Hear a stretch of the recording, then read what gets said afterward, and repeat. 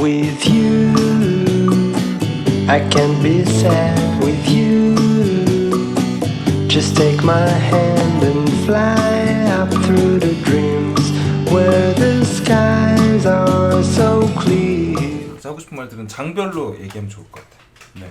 만화책이라서 좀 만만하게 봤는데 어려웠어요 생각보다. 머리도 좀 많고 멈춰서 좀 생각하면서 다음 장 넘기고 하는 것들 부분이 많았던 것 같아요. 그 플랜랜드를 읽어갖고 그 책을 읽었기 때문에 좀 이해된 부분이 있었던 것 같아요. 플랜랜드 얘기를 유튜브로 본 적은 있어요. 무슨 난 이름이 꽤 마음에 들고. 닉스 제니스. 하버드에 어울리는 이름. 전체 분위기랑 참 잘 어울리지 않니? 아기 말죠. 1장에서 뭐 인상 깊었던 부분?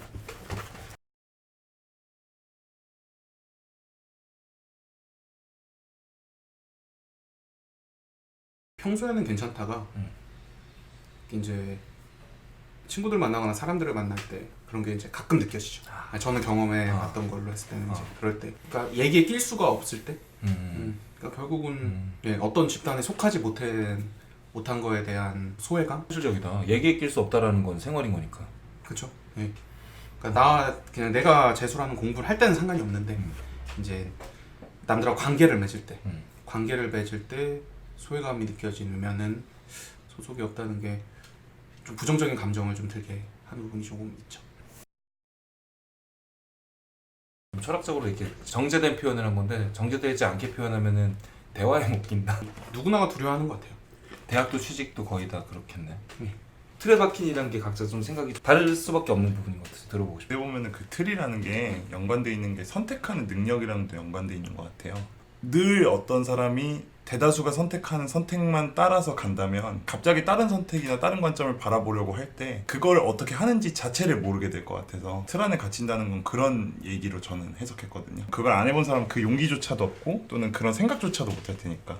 운동장 한가운데 떨어지는 걸 두려워한달까요? 다 누군가 선행해서 밟아놓은 틀대로 맞춰서 따라가잖아요. 그게 제일 좋은 거라고 믿고, 근데 본인이 그게 좋은 건지에 대한 판단이나 고민은 없이 그냥 그 이제 말 그대로 이제 그런 틀이잖아요. 정해져 있는 길이고 그 길 따라 가는 걸 보통 많이 좋아하더라고요. 근데 좀 특히 또 한국 사람들이 더 그런 것 같기도 하고. 불안감. 네, 모난 걸 되게 싫어하잖아요. 축구 팬이야. 뭐 이렇게 뭐라고 하지? 엘 클라시코? 이렇게 부르나? 그거 보는 게 꿈 있는 축구 팬인데 경품에 당첨이 됐어. 갈 수 있어. 그게 정말 꿈이야. 평생 꿈이라고 항상 이야기해. 고3도 아니고 고2야. 근데 입시 걱정 때문에 방학 때 못 가. 여기서 진짜 두려운 거지. 진짜 이 틀에서 방학 일주일 진도 막 그런 거 학원 진도 같은 거 막 두려운 거지. 그게 좀 한국적인 특성이 약간 좀 그런 게 다른 나라면 갈 것 같은데. 우리나라는 못 가는 애들도 있겠죠. 뒤처진다는 생각이 아마 들 거예요. 공부나 성적이라는 틀에서 벗어나는 거니까 그럴 때 가야 되는데 어차피 뭐 엘클라시콘지 뭔지 그거 하면은 또 앉아갖고 공부 손에 잡히겠으니까. 근데 지금 말한 사례가 되게 특이한 사례가 아니고 가는 애가 특이한 거잖아. 그래서 능력이 있는 게 틀에서 벗어나는데 좋긴 하겠다.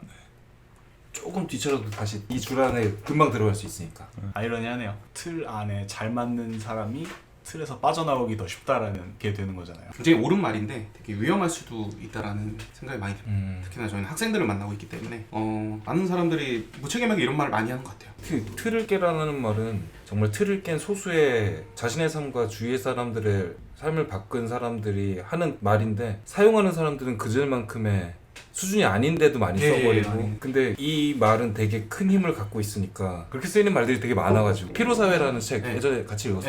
그치, 예전에 피로사회 읽었었지. 수많은 성공학을 극복한 사례들이 다 공유가 되는 시대이다 보니까 일반적 삶을 사는 사람들도 자신의 한계치가 그것보다 되게 높게 설정이 되고 그 소식들이 우리에게 피로감을 주는 게 사회에 되게 널려있다. 자신의 정체성을 되게 고하게 하면서 그것들을 소식으로서 받아들이거나 배울 것들을 배워야 되는데 그게 아니라고 했을 경우에는 피로감만 느끼게 되고 사회 속에선 그 피로감이 팽배해 있다는 게 그런 적이 있어. 진짜 맞는 얘기네요. 내가 제대로 요약했는지는 모르겠는데 정말 철학책이 워낙 어려우니까 진짜 인상 깊었어. 그 독일에선 베스트셀러였을 거야. 철학책이 베스트셀러라는 나라니까 어떤 면에서는 좀 부럽다.